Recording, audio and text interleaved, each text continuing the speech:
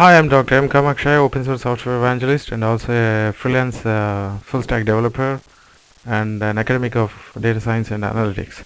In my previous video, I explained how to write or develop the subroutine for a univariate t-test. We also call it is also referred to one sample t-test in statistics community. I showed you how to write. The aim behind this exercise is that inside the spreadsheet application we don't have one sample t-test. Okay, you can find out some certain statistical procedures, and if it is missing in the VBA is very handy. We can make use of VBA programming wherever any function is missing inside spreadsheet. We have t-test. This is actually the t-test function which is available inside the spreadsheet. Default or inbuilt Excel function known as t-test is useful to perform two sample t-test. Either it may be independent sample t-test or paid or whatever it is. Okay, I'm not going to talk much about the procedure, but you don't have the univariate t-test. So in order to develop the procedure for now we are going to develop a function for a univariate t-test.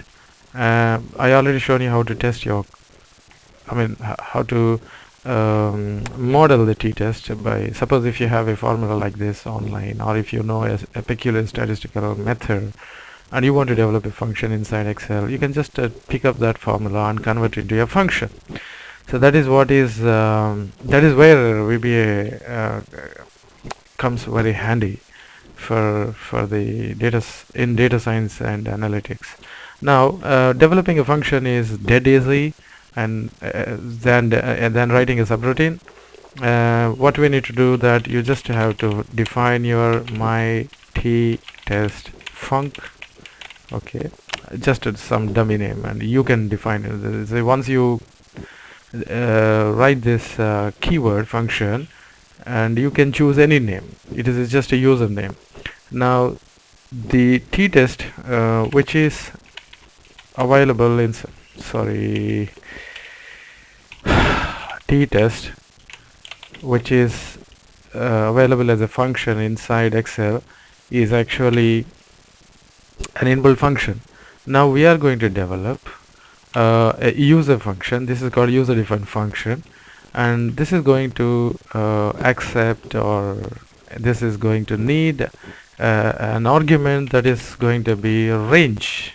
Okay, so in functions, while writing the functions, we need to define the data types inside the parentheses, and whatever you define inside the parentheses are going to be the arguments.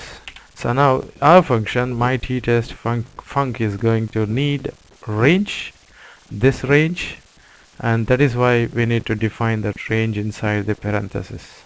Okay, now everything is very easy. We already have our code. I just copy this, and then logic is same. So either it is a function or subroutine, you are going to end.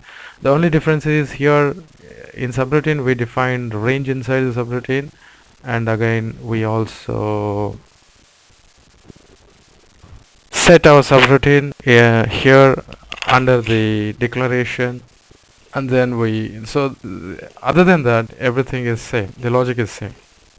Now one final thing which we need to do is that we need to return a value.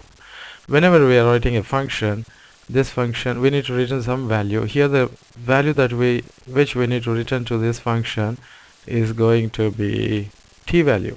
So that is we need to return the value in this way. Okay, t value. That's all, our job is done. Now this function, you should be able to see, this is the value which we computed earlier by using a formula. I'll show you, see here manually. Now we are going to test our function, that whether it is going to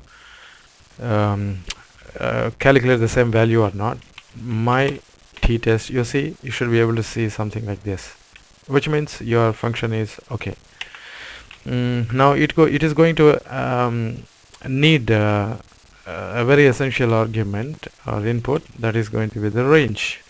Now press enter, you got the same value. Okay, So both of the values are same.